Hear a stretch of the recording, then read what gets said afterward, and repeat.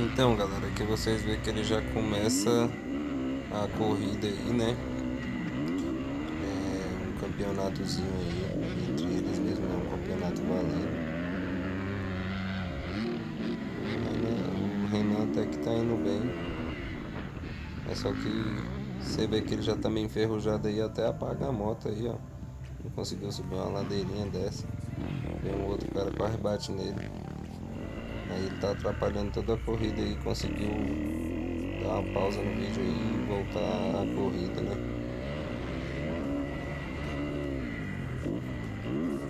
Agora acompanhando o vídeo aí, vamos ver aí a parte até que ele chega no acidente aí, beleza? E aí é isso, galera, ele conseguiu se repor aí da queda aí e vem acelerando tudo aí, tentando tomar seu lugar aí, seu primeiro lugar, né?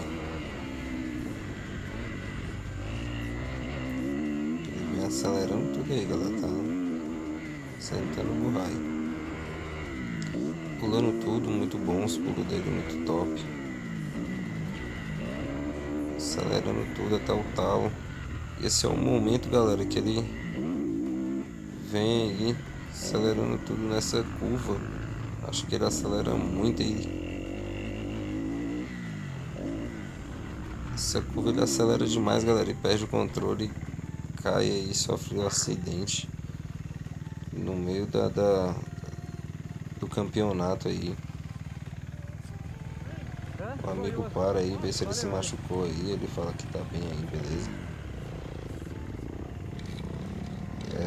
Renan Fiorino já não é mais o mesmo aí, fazendo o seu motocross, porque não pratica mais aí, né, galera? Então vamos passar lá no canal dele lá e cobrar ele lá pra ele trazer mais vídeos de motocross aí, beleza?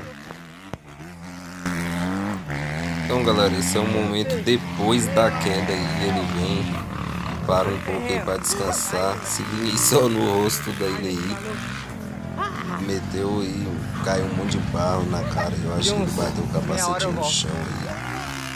Veio a entrar um monte de barro pelo capacete. Não, vamos, cara. Parou por quê?